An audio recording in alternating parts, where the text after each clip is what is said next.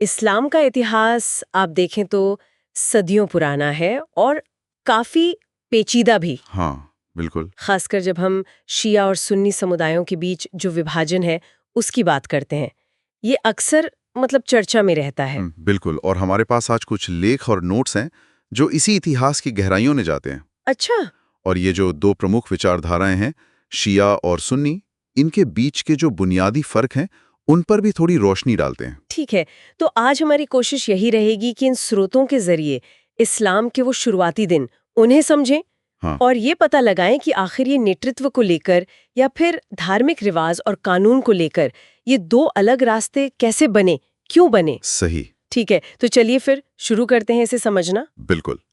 तो कहानी शुरू होती है 7वीं सदी से, मक्का शहर। मक्का, हाँ। पैगंबर मोहम्मद सल्लल्लाहु अलैहि वसल्लम के साथ अल्लाह के आखिरी पैगंबर। उनका मुख्य संदेश क्या था, कोर मैसेज? मुख्य संदेश था एकेश्वरवाद यानी तौहीद, एक अल्लाह में विश्वास, और साथ ही न्याय और समाज सुधार पर बहुत जोर था। और कहते हैं 610 ईस्वी के आसपास उन्हें वो पहला ईश्वरी संदेश मिला था, हीरा गुफा में। जी हाँ, वही जिसे कहते हैं।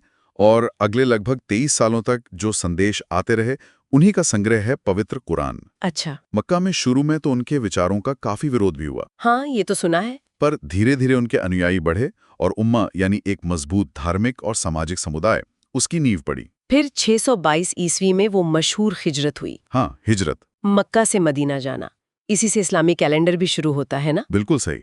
और मदीना में उन्होंने एक तरह से पहला इस्लामी राज्य स्थापित किया। वो वहां सिर्फ धार्मिक नेता नहीं थे, बल्कि प्रशासक भी थे। और फिर मक्का वापसी? हाँ, 630 ईस्वी में शांतिपूर्वक मक्का पर दोबारा नियंत्रण हासिल किया, काबा को मूर्तियों से पाक किया। लेकिन फिर 2 साल बाद? हाँ, 635 ईस्वी में उनका इंतकाल हो गया। और यहीं से कहानी एक बहुत अहम मोड़ लेती है। उनके बाद जो खलीफा हुए, उन्होंने तो साम्राज्य को बहुत फैलाया, सीरिया, मिस्र, ईरान, स्पेन तक। जी हाँ, बिल्कुल। इस्लाम सिर्फ एक मजहब नहीं रहा, बल्कि एक पूरी सभ्यता, एक कानून व्यवस्था बन गया। पर आपने कहा एक अहम मोड़ आया उनके निधन के बाद। हाँ, वो क्या था? हाँ, वो मोड़ था उत्तराधिकार का सवाल। यहीं पर वो बुनियादी सवाल उठा जिसने आगे चलकर इस्लाम को दो मुख्य धाराओं में बांट दिया। पैगंबर का उत्तराधिकारी कौन होगा, यह है विभाजन की जड़। अच्छा, तो इस पर सुन्नी नजरिया क्या कहता है? मुझे लगता है ये ज्यादा समुदाय आधारित है शायद। हाँ, आप सही कह रही हैं। सुन्नी मान्यता के अनुसार पैगंबर ने किसी एक व्यक्ति को नामित नहीं किया था। ओके। उनका मानना है कि नेतृत्व का फैसला समुदाय की आपसी सलाह मशवरे से होना चाहिए। इसे शूरा कहते हैं। शूरा, हाँ, सुना है। और बहुमत से। इसीलिए वो पहले 4 खलीफाओं अबू बकर, उमर, उस्मान और अली को राशिदून मानते हैं, यानी सही मार्गदर्शन पाए हुए। बिल्कुल। और उनके लिए खलीफा का रोल मुख्य रूप से प्रशासक का है, समुदाय के नेता का है। और शिया दृष्टिकोण, वो तो इसके बिल्कुल विपरीत होगा फिर। हाँ, काफी अलग। शिया मानते हैं कि पैगंबर ने अपने चचेरे भाई और दामाद हजरत अली को खुदा के हुक्म से अपना वारिस चुना था, पहला इमाम, यानी नेता। हाँ, उनके अनुसार नेतृत्व पैगंबर के खानदान में ही रहना चाहिए। और इमाम सिर्फ प्रशासक नहीं है, अच्छा। वो अल्लाह द्वारा नियुक्त आध्यात्मिक मार्गदर्शक भी हैं। उनके पास धर्म की खास गहरी समझ होती है। तो ये देखिए, ये सिर्फ इस बात का झगड़ा नहीं था कि अगला लीडर कौन होगा, हाँ, बल्कि इसने आगे चलकर धार्मिक सत्ता की पूरी संरचना को ही अलग अलग दिशा दे दी। समझ गई। यानी ये सिर्फ राजनीतिक नहीं बल्कि गहरे धार्मिक मतभेद थे। तो आज भी ये फर्क धार्मिक नेतृत्व की व्यवस्था में दिखता होगा। हाँ, बिल्कुल। सुन्नी इस्लाम में आप देखेंगी धार्मिक मार्गदर्शन आमतौर पर उलेमा करते हैं, यानी विद्वान। उलेमा। हाँ, मुफ्ती होते हैं जो फतवा दे सकते हैं, काजी होते हैं, न्यायाधीश, वो कुरान और सुन्नत यानी पैगंबर की परंपरा की व्याख्या करते हैं। और इसमें इज्मा और कियास का भी रोल है, आम सहमति और तर्क। जी हाँ, इज्मा यानी विद्वानों की आम सहमति और कियास यानी तर्क, इनका भी सहारा लिया जाता है। दिलचस्प है, व्याख्या और आम सहमति पर आधारित। और शिया समुदाय में मैंने मर्जह तकलीद जैसा कुछ सुना है। हाँ, सही सुना है। शियाओं में मर्जे तकलीद का सिद्धांत है। इसका मतलब है कि आम शिया मुसलमान अपने समय के जो सबसे बड़े जीवित धार्मिक विद्वान होते हैं, आयतुल्ला जिन्हें कहते हैं, हाँ, मर्जा या आयतुल्ला, उनकी हिदायतों पर अमल करते हैं। वो इमामों को मासूम मानते हैं। मासूम गुनाहों से पाक। बिल्कुल। और सर्वोच्च मार्गदर्शक, जिनका फैसला धार्मिक और राजनीतिक दोनों मामलों में अहम होता है।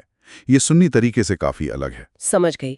और जब धार्मिक समझ अलग है तो फिर इस्लामी कानून मतलब फिक्ह उसको लेकर भी अलग-अलग स्कूल होंगे? हाँ बिल्कुल, इस्लामी कानून यानी फिक्ह की व्याख्या और उसे लागू करने के तरीकों पर सुन्नी इस्लाम में 4 प्रमुख स्कूल बन गए: हनफी, मालकी, शाफई और हम्बली। और शिया? शिया मुसलमान मुख्य रूप से जाफरी स्कूल को मानते हैं। ये छठे इमाम जाफर अल सादिक की शिक्षाओं पर आधारित है। तो ये मतभेद सिर्फ नेतृत्व और कानून तक ही नहीं रुके, मतलब रोजमर्रा की इबादतों और रस्मों रिवाजों में भी नजर आते होंगे? हाँ बिल्कुल आते हैं। सुन्नी मुसलमान इस्लाम के जो 5 बुनियादी स्तंभ हैं, शहादा, नमाज, रोज़ा, ज़कात और हज, उन पर बहुत जोर देते हैं। हाँ। सामूहिक नमाज, समुदाय की एकता, ये सब बहुत अहम है। उनके त्योहारों और रिवाजों में एक तरह का संतुलन और सामाजिक समरसता दिखती है।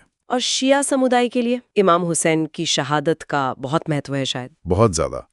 पैगंबर के नवासे इमाम हुसैन की करबला में जो शहादत हुई थी 680 ईस्वी में, वो उनके लिए एक केंद्रीय घटना है। मुहर्रम का महीना और ख़ासकर उसका 10वां दिन आशूरा, हाँ। वो उनके लिए बहुत गहरे शोक का और इमाम हुसैन की कुर्बानी को याद करने का समय होता है। हाँ, मैंने मुहर्रम के जुलूस देखे, मजलिसें होती हैं, ताज़िया, और वो मातम भी करते हैं। ये सब उनकी पहचान का एक बहुत शक्तिशाली हिस्सा लगता है। बिल्कुल, इन रस्मों में बलिदान का संदेश है, अन्याय के खिलाफ खड़े होने का, सब्र का संदेश है। ये आयोजन अक्सर बहुत भावनात्मक होते हैं और शिया पहचान को मजबूती देते हैं। अच्छा।